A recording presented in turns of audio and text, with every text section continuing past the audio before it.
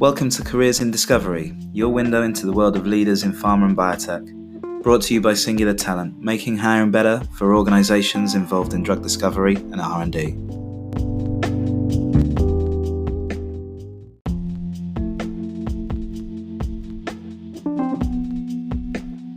Sree Vadlamudi is the Vice President of Business Development for the EU and rest of world at Iktos, a company using AI to expedite drug discovery. We talked to Sree about his career move from research into BD and how he approaches prospecting, outreach, and relationship building in biotech.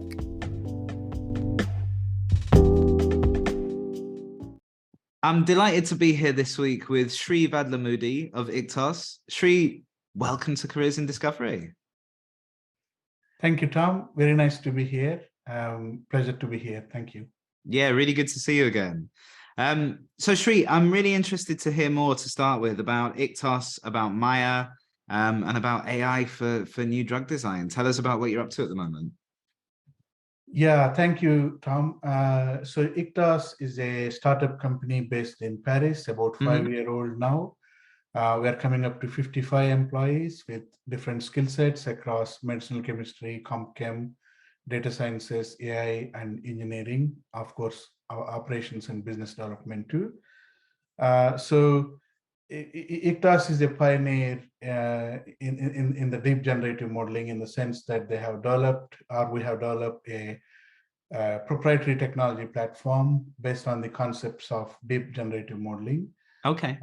Today, we are a leading player in AI-based generative chemistry, delivering value in 50+ real-world collaborations with biopharma, biotech, pharma, academic research institutes in that ecosystem globally. So a little bit of highlights about Iktos. Soon after inception, Iktos started its first collaboration in 2017. Initial success and first real-world validation of technology was achieved in 2018 in collaboration with Servier, a well-known French pharmaceutical company. In 2019, Iktos has established its presence in North America by incorporating Iktos Inc. and secured seed funding as well as non-dilutive finance into its AI-based de novo drug design technology and software platform. In the same year, Iktos has won its first client for Machia, a SaaS generative AI software platform. In 2020, Iktos has released Spaya, Iktos's retrosynthesis planning tool, and made it available publicly for users to use it and evaluate it. So during this time, Iktos also has developed its own high-performance computing, or HPC computing platform, that enables parallelization of computation on GPUs and CPUs on demand. They can be easily scaled up to meet the computational needs of collaborators globally. All of the Iktos technologies can also be easily deployed on collaborators' virtual private cloud. To sum up, Iktos's mission is to provide solutions that foster productivity improvements in small molecule drug discovery. Yeah, we operate in small molecules and peptide space as well. Yeah, I see. Okay. And, I think we've obviously seen over the last definitely 5 years, but probably 10 years, the rise of AI in drug discovery and drug development. You've mentioned the focuses on small molecules and peptides.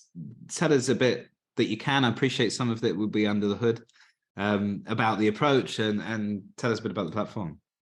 Yeah, sure. So the main problem we tackle with our technology platform is called multi-parametric optimization, or MPO. What does this mean is designing and optimizing a compound with well-balanced biological activity, selectivity, and physiochemical parameters is a significant challenge to date. So it's like solving a Rubik's Cube, if you like. So you try to optimize one, the other will go off. So Iktos technology tackles that problem head on. So we have a great technology in the form of Machia, which can be applied for ligand or structure-based projects in small molecules or peptide space. Its pure focus in multi-parametric optimization. So the tools allow us to search for an optimal solution in a given chemical space as per the blueprint or target product profile of the project provided by the collaborators. Mm. So this is only half of the job done, if you like. So you can design the compounds, but you need to know how to make them in the lab. So that the Yes. second part is what we tackle with another tool called SPIA, data-driven retrosynthesis. Together with Makia and SPIA, we not only design the compounds, we also come up with the routes, synthetic routes, how to make the compounds in the lab. So these two offerings combined together, they provide us a good edge. We believe we are the only company who offer design and synthetic accessibility simultaneously to tackle multi-parametric optimization aspects Yeah, I for see. early-stage drug discovery projects. I see. So very much end to end, from here's the theoretical problem to here's how you make it. Yeah, so basically from early stage hit discovery to hit to lead and lead optimization up to the candidate nomination, preclinical Yeah. candidate nomination. We offer services there. Yeah. Yeah, makes sense. And we'll talk about your earlier career in a short time, Sree. But you're a chemist originally, but today you're running the business development function there at Iktos. Tell us a bit about where you spend your time, what the bulk of your role involves. Tell us a bit about being a VP of business development. Yeah. Thank you, Tom. As you introduced, I'm currently working as Vice President and Head of Business Development for Europe and rest of the world at Iktos. In my role currently, along with my team, I lead strategic business development outreach, alliance management, marketing, and communications activities. Mm-hmm. I have the teams in the UK, France, and in Japan too. Yeah. It's a combination of business development outreach personnel, marketing and communications person, and application scientist as well. So the three aspects I tackle. So the team has grown significantly last year and this year. So we are trying to reach out Europe and Asia Pac as well.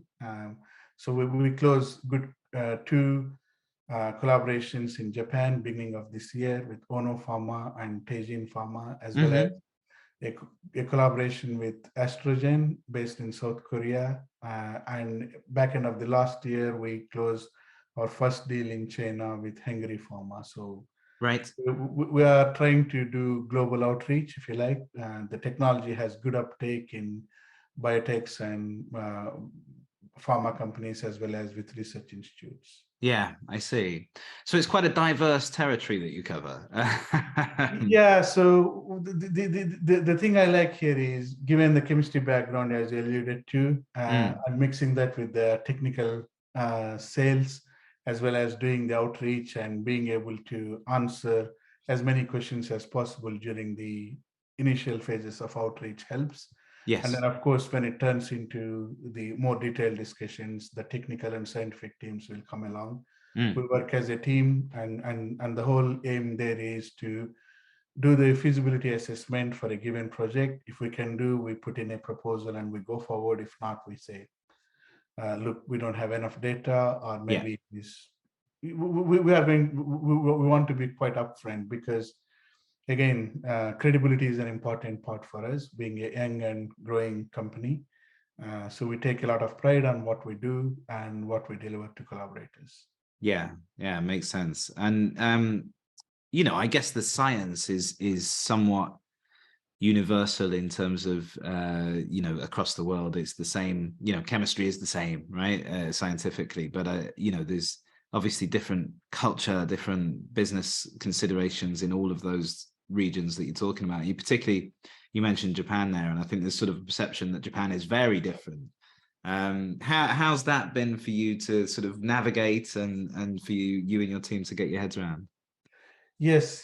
So you made a very good point. I think in Europe, I think we are in the US or in the West, to be frank. I think, yeah, we go end to end probably a little quicker, if you like. So Mm-hmm. data, there is project, etc. We move quicker. But in Japan, it takes a little time to get your first couple of deals. Once you get the deals, then you are seen very favorably. Personally speaking, yeah, we did the deals. We were on a road trip last October no, actually this October, I beg your pardon, to Japan. We met all the collaborators and we did a road trip to a good number of companies there. So they are adapting AI very well within the discovery pipelines. We have quite a good reception. I think they are very nice, polite, and humble people. So we get on extremely well with them. So we Yes. have a good number of projects ongoing with them with good success rates. And then, of course, not to mention the repeat aspects as well. That helps us. Yes, culturally, there are some differences, but you can get over there. As I said, they speak very humbly. It is very nice. Once you get to know the teams, it works really well. Yes. And yeah, I think there are certain subtleties like the way you exchange your business cards and then the way you speak, etc. So once you get over that, I think it is reasonably good. And then I quite enjoy working with Asia Pac customers in general. Yeah. Okay. And along with US and European as well. Of course, of course. Yeah. And we'll probably come on to this as we talk through your career, Sree. But for you as a scientist working in a commercial position, as you have been doing for several years, what is it that sort of attracted you to that side of the industry? What do you like about it? Tell us a bit about that. Yeah, so I think first of all, why did I get into science and specifically in the drug discovery R&D? I grew up in India, very close to the pharma capital of India, which is Hyderabad. So I'm used to reading the news, people, that environment, their views, etc., on how good pharma is going to be, and then that kind of influenced me to get into the career into the science. But during my education, I heard about these patent treaties. India and China were not the signatories that time. Yes. So that time, that getting to know more about the patents and R&D opportunities, that helped me to get into drug discovery. So that's how I ended up in getting to medicinal chemistry and getting involved in drug discovery R&D here. So that's briefly why I got into. And in terms of my early career, so after completing my PhD, I joined a company called Onexo. Okay. I joined there as a research scientist, and in the next 5 years, I made my way up to principal scientist and project leader, where I was running early stage drug discovery projects, as well as managing CRO activities. So it is more kind of internal role, looking after the project management activities, running the project, as well as our project leadership activities, and also externally speaking to a lot of CROs to make sure the work is done in timely manner, etc. So that gave me an opportunity to think, okay, I can probably do a little bit more in externalized roles as well. But I was waiting for the optimal time to make that transition. So I carried on a few years at Onexo. Then I took up the similar role at a company called Pyramid Pharma. Okay. For a couple of years. There we had already collaborations, drug discovery collaborations with Roche and Genentech. After I joined, I think Roche and Genentech, they wanted to acquire the company because of the assets, and it was a very big deal that time. And then that made me to realize how big value the R&D assets could create with the right time and the right characteristics. At that point, I thought, okay, I want to get into commercial space. I went to pursue an executive MBA with Lancaster Business School. I came out with merit, and then since then, I stayed in the technology platform company space. So I worked so far for 3 companies who have technology platform in computational chemistry and computational biology. My role was trying to combine my technical skills or scientific skills along with the commercial acumen I have. Try to establish first collaborations, commercializing the technology, getting the revenues, and moving them towards the profitability, if you like. So that's the transition I made. It wasn't overnight. It took me a while No. to look for the right time, right opportunity, and gain additional skills I wanted to have. I think during this journey, I owe a lot to my very generous mentors. They helped me all the way when to make the switch and what it is. So that really helped out to me. And to summarize, I think the first part of my career in various research management positions in and around companies in Oxford Biotech that helped me to consolidate my experience in drug discovery and operational aspects. Once I moved to the next 10 years or so in the technology platform space and helping to commercialize the technology and getting into the business development, outreach, and deals, that gave me the edge into the BD space and becoming a seasoned person in the commercial arena, if you like. Yeah, absolutely. And thinking back to that initial transition, I appreciate it probably seems a long time ago now, but what was it that attracted you to commercial roles? You know, you're in the lab doing your research, doing some interesting stuff. Why take that step over for you? Yeah, so I think I'm generally an optimist. Okay, good. And I always think it's the cup is half full. So I will share you a little story. So when I was thinking about transition, you go and speak to people. I think some people said, "Oh, probably you can. Yeah, you need a little bit more skill set," which is quite constructive in their feedback. And some said, "Okay, you can't do." Okay, then that's the point that I took it in a constructive way, and I said, "Okay, I have the experience. I can do it." I think the moment is you believe in yourself and you wait for the right opportunity and make the transition. So, and again, I owe a lot to the people who kind of gave their viewpoint, which I don't blame them. That's fine. So the general rule for me is if someone says you can't do, then I will try to do that. I think that's probably a good starting point for a commercial career, to be honest. Yes. And also being an optimist and being always glass half full scenario, that would help in the commercial arena. So, Yeah. you don't close 100% deals. You have to be ready for setbacks and then being resilient and go back and do what you're doing. So that's what it is. And finally, I quite like to go and interact with people in different parts of the world and different cultures or different walks of the life, if you like. So that this role offers all of that. And you learn a lot by going to these partnering events or conferences. You update your knowledge as well as what is happening in the ecosystem in general, and then you can position your technologies and offerings accordingly. So that would help going out and interacting with people. No, absolutely. I think you've got to. It's a pretty hard job to do if you don't enjoy talking to people. So you mentioned that sort of as you went and spoke to people, there was a point that you'll have to develop some new skills. You'll have to work on these things, which I think is probably quite common in a career transition. But you also said that you went and did an MBA. Was that I take it that was as a result of that? You thought, I'll go and do an MBA. I'll develop some of this knowledge.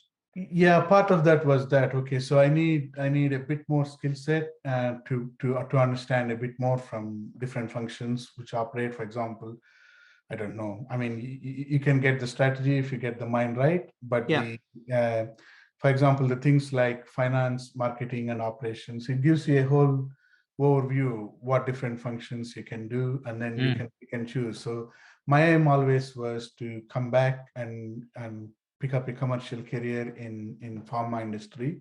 So that's the view I went in. I enjoyed all the teachings and learnings I have, but soon after completing my course and after working for a couple of technology commercialization companies, I was really lucky to work with my mentor who worked with big pharma. He really trained me in the partnering events and then helped me to refine my skill set and everything else. To today, what I am, I owe a lot to him because he sees the world in a different way because he worked in bigger pharma companies. To give you an example, we went to a partnering event. I think in the first two meetings, he pitched the company. Usually half an hour meetings. You have pleasantries, and then you have to get the message across in 10-15 minutes. and then the other company will do the same. So he encouraged me. He asked me to do the third one and fourth one, and then after that he said, okay, in 3 years, in 3 days we are here. You get on, and then you come and tell me what it is. So that's the type of boost it gives you. It increases your confidence levels. I never turned back from them. So I really owe a lot to that particular individual. Yeah, I can imagine, because I think when you first start having those sorts of conversations, it is terrifying, isn't it? You know, you sort of think, Yeah. what is anyone going to care? Am I going to screw it up? Am I? Yeah, you have to be on your feet, and then Yeah. you just have to be ready. Yeah. So thinking about that person in particular, are there particular things you think that you took from them that were really important learns for you? Yes. I think he also worked in research for some time. Then he transitioned quickly into commercial aspects, and he reached to quite higher position in big pharma. And then he came back to Biotech to run the companies, if you like. So it's a good experience and good skill set. I can look at him and learn from his experiences. So I had a good working relationship with him for a good few years. So during the time, I closed good few deals, half a dozen or so. Then that helped me to transition into Iktos, and then where I continue doing more. Yeah. So it's always good to have someone you can observe them, and you can learn the way they interact, and then the way they look into it. It's not necessarily copying, but you can get inspiration, and then you can refine the way you work, if you like. Yeah, absolutely. I'm always interested in the sort of business development that you do, in that a lot of sales or BD roles in different sectors, you do lots of transactions, right? And so, you know, you sort of hone your skills through repetition, whereas the dynamic in biotech and in partnerships and in platforms is very different, right? It's focused on a smaller number of very high value transactions and deals. So I'm always interested in sort of how, you know, how you initiate those conversations, how you manage yourself through those times where deals take sometimes years to come together, you know, the sort of all those dynamics of it, because that's all a bit sort of foreign to me, because I've never really operated in that. So it's kind of a vague question, but hopefully you can see where I'm going with Yeah, I understand what you're saying. So yeah. essentially we look for the right companies, for example, in the biopharma space. I think, who are they?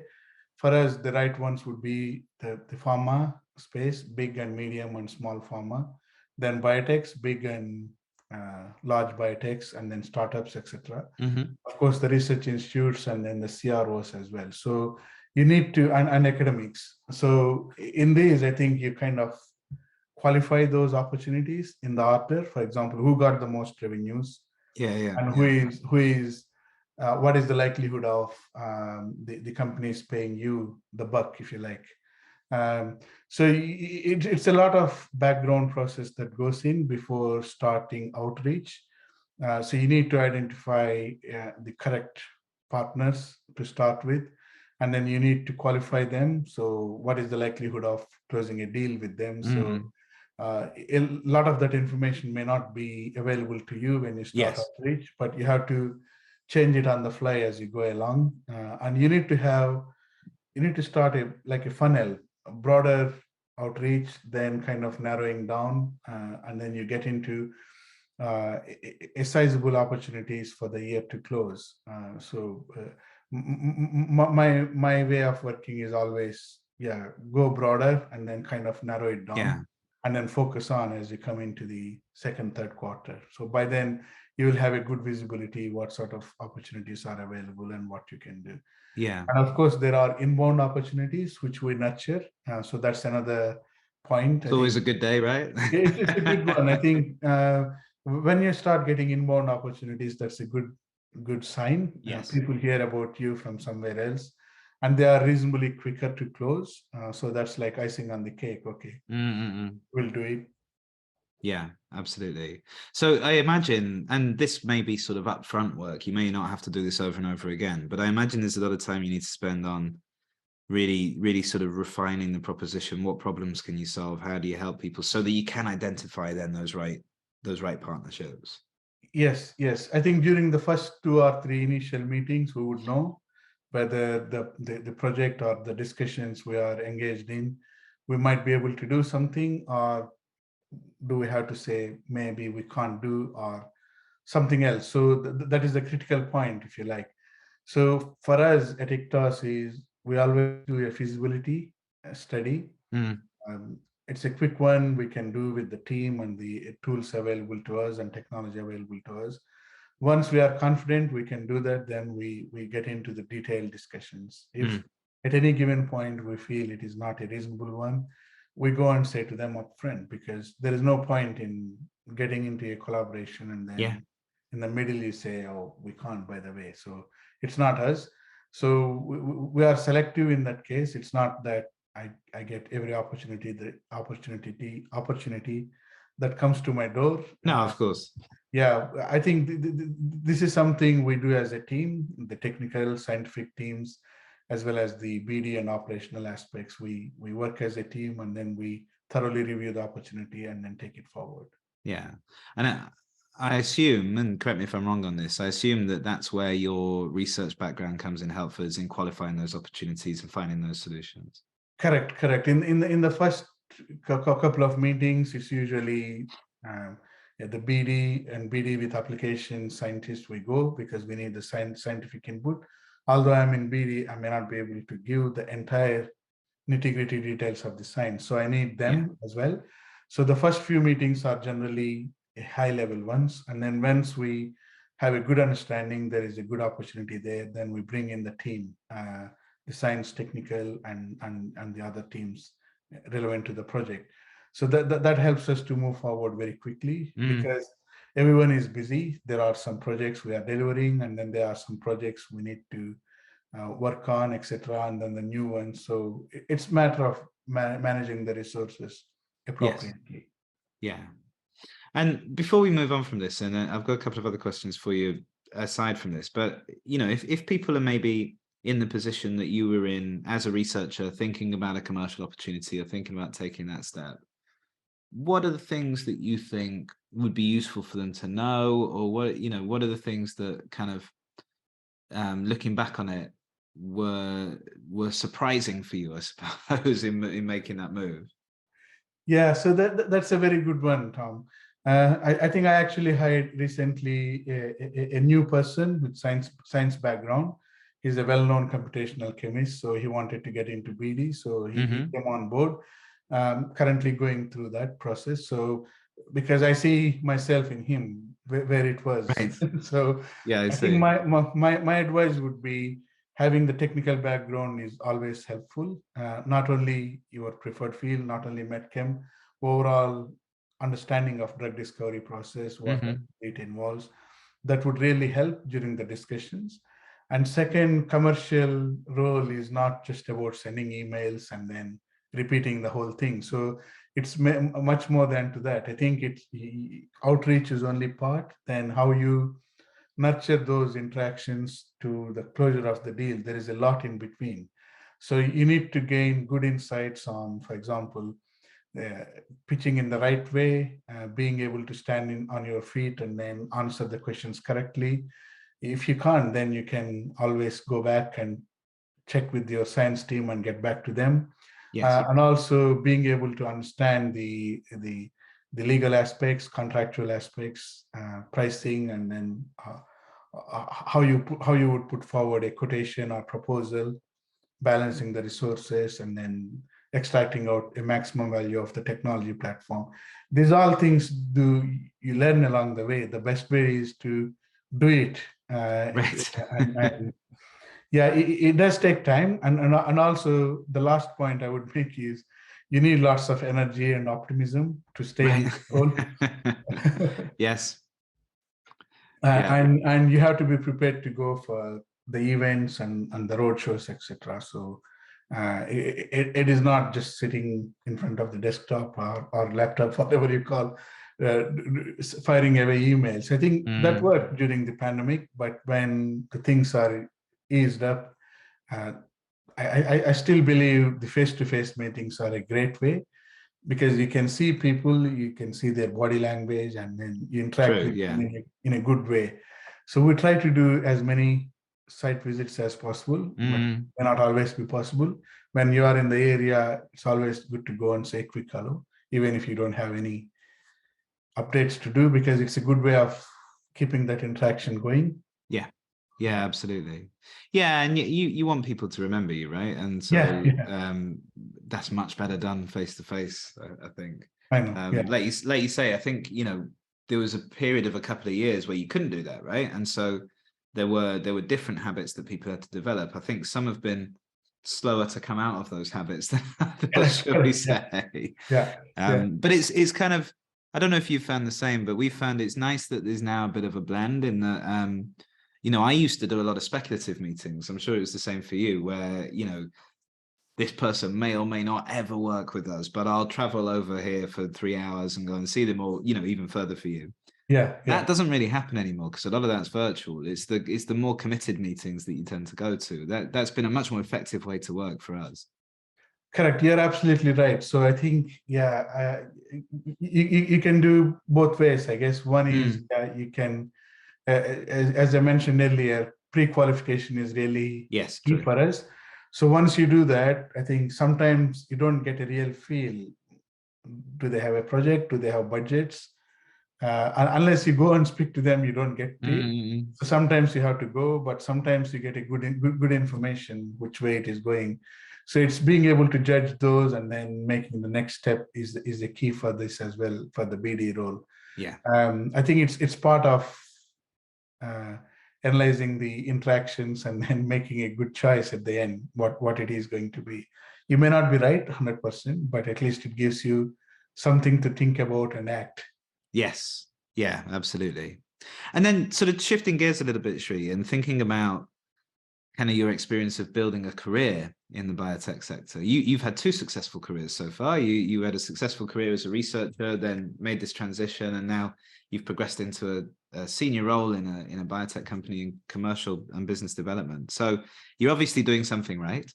I'd like to think so. Thank you. But from that point of view, in terms of building your career, progressing, developing, what do you think have been the most important things you've learned about that, or the sort of advice you would give to other people about building their career? Yeah, so this is a very good point. I think the thing I would like to make is drug discovery R&D and our drug discovery and drug development has many functions, many opportunities. You don't have to stick to the role you are trained in. Of course, that's the first entry ticket. For example, you have medchem background, you join as research scientist. Then later on, I think you have to explore yourself. So do you want to stay in there? And then your path takes you to CSO, for example. That's one part. Or you want to use your skill set into the commercial role, like I did in the BD, or else some people transition into, for example, the patents and IP space. So it gives multiple opportunities. I think I'm only covering chemistry here, biology, and other functions will have a lot of roles. I think the timing in all this is a key part. So when you want to go, I think it's like you be in a role for 4 or 5 years, then you think, okay, I have done what I could, then maybe it's time to explore other things. So I always did the similar way. So what role is suitable for me? What opportunities I have in the company I'm working? If not, are there any other organizations that would support that type of move? So that's what I thought. And then internally, luckily in some companies, I got the transition very well. So thanks to that individual I mentioned. So it was really helpful. I think the good thing is to talk to people who have done those transitions, and then believe in yourself that you have the skill set, and then you can do that. And you have to be prepared for a few risks, if you like. So yeah, it may or it may not work, but you have to go in and then try it. If not, then you always have a soft landing. You can go back to your own role. Yeah, no, absolutely, absolutely. And you've mentioned sort of a couple of times through this conversation the mentors and also going and speaking to people who've made those transitions and that kind of thing. I suspect I know the answer to this, but have you generally found that people are quite happy to help if you just ask them? It depends on the individuals. Well, that's true. That's true. Yeah. So generally, when you go and ask for the right person for the right advice, you will get. Mm. But I have to say that there is other category. They will take you to the sinister way. They take it in a sinister way. If you like, okay. But I try to stay away. Well, you can have a conversation. I respect their opinion. That is their viewpoint. But that does not reflect the whole thing, what I am. So I know what my skill set is. I know what I am capable. True. So that's why I'm saying you have to believe in it. And then you don't have to do anything. You just go and do your job. You don't even have to tell them, I disproved you. So it is there already. So Yeah. No, that's true. That's true. I find often when you get that sort of negative advice, it's often a reflection of that person's situation rather than yours, isn't it? And yeah, that's and what's going also I on. think the good way to tackle it is probably analyze it in a constructive way, and then take any good points that would help you to move up the career ladder. If not, I think you can just move on. Yeah. Yeah. Yeah, absolutely. And I think, you'll always come across people like that. I've just always been really impressed with, as you're doing now, how willing people who are very, very busy are to sit and have these conversations and contribute to the podcast, and just hope they can help someone somewhere. And, they may never know that they've done it, right? But I've always been really impressed with just how willing people are to give that little bit back. And it's always been a pleasant surprise. Thank you, Tom. That's very helpful because I've been through this transition and I've been helped by my mentors. So if any of this would help a person at a given point, that would be a good opportunity. Yeah, absolutely. So to finish up with, Sree, tell us a little bit about, we're recording this, it'll be released next year, but we're recording this as we are very close to Christmas 2022. Tell us a bit about what's next for you and Iktos and what the immediate future holds. Yeah, for Iktos, it is really an exciting time for us. So we talked about Machia and Spire, the generative modeling tools. In addition, we have already developed structure-based AI tool that combines physics-based computational methods with machine learning, which is called Doc AI. It's a ultra high throughput docking tool. For example, we screen 150 million virtual molecules in a week and provided our collaborators 200 compounds for synthesis and testing. Of those, I think they picked 60 compounds, synthesized and tested. There were a good number of hits, about 30% hit rate, I believe. The compounds were better than the standard compounds. So that's one validation we have. And we are also applying that Doc AI technology to a research charity. We put out an announcement recently, a collaboration with MMV, Medicines for Malaria Venture. Yeah. So we're applying the similar technology to one of their targets. We delivered a good number of compounds before the end of, in the beginning of December. We wait to see the results. So that's the technology that is coming up. And then we have good reception about that in different parts of the biotech and pharma, because what it helps is a quick and efficient hit finding way. You don't have to spend a lot of money and resources. There are compounds on demand. We can do the screen very quickly, and then people can buy compounds and screen them. And then from that point on, we can take into hit expansion, hit to lead, and lead optimization as we did before. Yes. So that's one part that is really gaining a good pace. And also the peptides, what we are doing in the small molecules, we are trying to replicate in the peptide space as well. We are working on a few collaborations with well-known companies in the peptide space that is giving us a good edge. And finally, we have the ambition to get into automation. So currently where we are with our technology, we can design the compounds, we have the information how to make the compounds in the lab. Yeah. And also we want to take it to the next step, which is how about instructing a robot to make those design. Right. Yes. So Yeah. in this scenario, although it is based on the chemistry and then the type of reactions you do, with the right chemistry and right reactions, instead of producing 20 compounds at a time, you instruct robot to do 200 compounds a go. So that means you make the compounds cheaply and you span the chemical space reasonably well. That would enhance the chances of success in any given discovery project. So we have set up a lab in south of Paris, and then we have 2 people already doing work, and then we are going to receive a robot to do that work. I think next year our aim is to offer integrated drug discovery offerings, okay, right from the target to optimized lead or preclinical candidate. So the offering is going to expand significantly. So the technologies we developed internally together with automation that would help us scale up our operations as well. That's really interesting. So, if you're going to provide the synthetic routes, why not provide them straight to the machines that are going to make them, right? And, I guess is then in the fullness of time, are you thinking then the overall plan is to automate almost all of the thing, right? So from beginning to end, so from the target right through to creating the compound. So for us, the automation would be the design, make, test, analysis cycle. So to start with, So the idea is maybe we find the right-minded partners, or we build internal capabilities to deal with the biology aspect. As you know, we are a chemistry-focused company, but we are not stopping there. We are expanding our capabilities into full-scale drug discovery. Yes, the idea is to become an integrated player with AI-based technology, because we have multiple projects. We work with pharma. We have quite a few validation examples. The technology does work, so we need to capitalize on that and move to the next. Of course. Stage. Yeah, it's really interesting, and I think if you can do that, you not only allow scientists to leverage the computational power that will see different patterns, right? But also, if they're doing less of the routine stuff, they can do more of the creative stuff and come up with new drugs and new ways to look at things. And I think it makes total sense.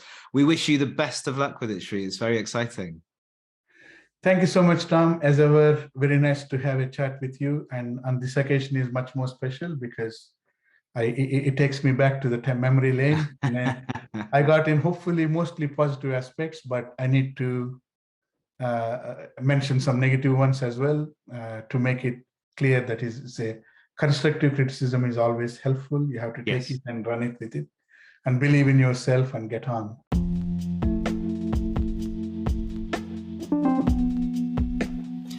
Thanks for joining us on Careers in Discovery, and don't forget to subscribe for more insight into the world of drug discovery and R&D. Do take a look at our sponsors, Singular Talent, and their mission to make hiring better for companies and individuals in drug discovery and R&D. You can find them at www.singulartalent.io. See you next time.